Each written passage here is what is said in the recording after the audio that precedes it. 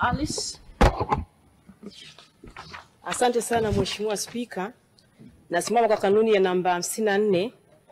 Mheshimiwa Spika, jana ilikuwa siku ya wafanyakazi duniani ambayo Tanzania kitaifa imefanyika mkoa wa Singida na mgeni rasmi alikuwa Dr. Samia Suluhu Hassan. Mheshimiwa Spika, kama kuna kilio kikubwa kwa Watanzania hasa watumishi kwa zaidi ya miaka 9 ilikuwa ni swala zima la kupanda mishahara kulingana na maisha yanavyopanda.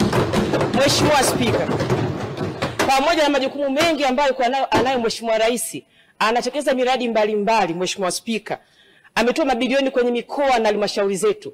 Lakini hukumbuka ni mwaka wa uchaguzi na mambo mengi.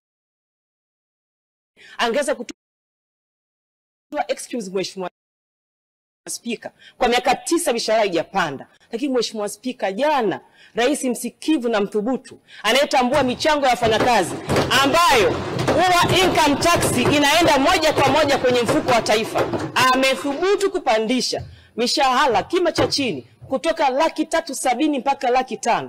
Mheshimiwa Spika, naomba wabunge wenzangu ambao wamekuwa wachangiaji wakubwa kwenye swala hili, Mheshimiwa Spika, waniunge mkono kwenye pongezi. Hii ni dharura ya kipongezi.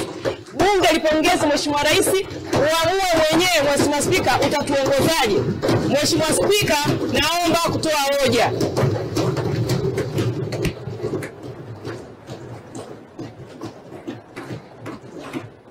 Asanteni sana Waheshimiwa Bunge. Asanteni sana.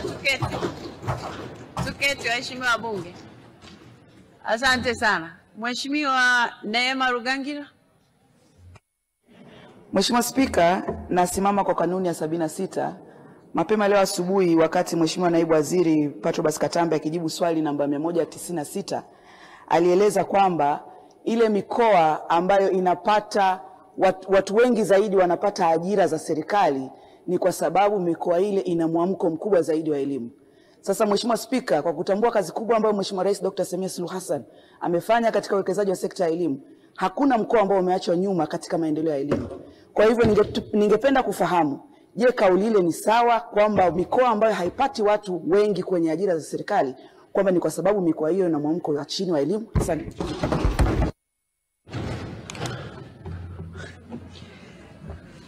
Waheshimiwa wabunge, Mheshimiwa Dr. Alice Kaijage amesimama hapa kwa mujibu wa kanuni yetu ya 54 akieleza jambo la dharura, na amesema hiyo ni dharura, lakini ni dharura ya kipongezi. Kwa hivyo, kwa sababu kanuni zetu zinatoa fursa ya bunge kutoa pongezi na zinatoa fursa kwa spika kuzungumza kwa niaba ya bunge kwa upande huo wa pongezi, basi Waheshimiwa wabunge,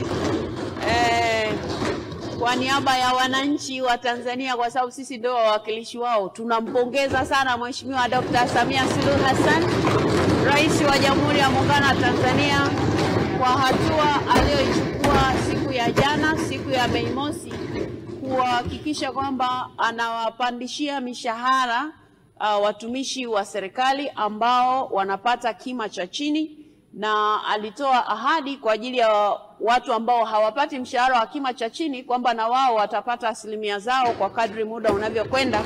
Kwa hivyo sote kwa pamoja kama Bunge la Jamhuri ya Muungano wa Tanzania tunampongeza Mheshimiwa Rais kwa hatua hiyo ya kuboresha maslahi ya wafanyakazi wa taifa hili, na tunaamini kwamba na waajiri binafsi sasa na wao wataendelea kuangalia mwongozo huu uliotolewa na Mheshimiwa Rais kuona namna ambavyo wanaweza kuboresha maslahi ya wafanyakazi katika maeneo yao pia. Kwa hivyo pongezi zimetolewa Waheshimiwa wabunge kwa niaba yenu nyote. Lakini pia amesimama Mheshimiwa Neema Rugangira akiomba mwongozo kwa mujibu wa kanuni yetu ya 76 akitaka kujua kama hilo jambo linaruhusiwa ama haliruhusiwi, kwa mujibu wa kutokana na majibu ambayo alikuwa ameyatoa Mheshimiwa Naibu Waziri Ofisi ya Waziri Mkuu Mheshimiwa Patrobas Katambi kwa swali alilokuwa ameliuliza Mheshimiwa Dr. Reikiza kwamba mikoa mingine inakuwa haipati mgao sawa kwenye ajira zinapotolewa na serikali. Sasa Mheshimiwa Neema anaona kwamba hapo kidogo kauli ile ya kusema mikoa mingine pengine mwamko uko chini wa elimu haoni kama hilo jibu liko sawa sawa. Sasa kwa sababu sikumbuki vizuri namna alivyosema Mheshimiwa Naibu Waziri kuhusu jibu hili, inabidi nikapitie taarifa rasmi za Bunge kisha nitatoa mwongozo wa Mheshimiwa Neema Ruganga. Baada ya kusema hayo, waheshimiwa, sasa tunaendelea na ratiba yetu. Katibu.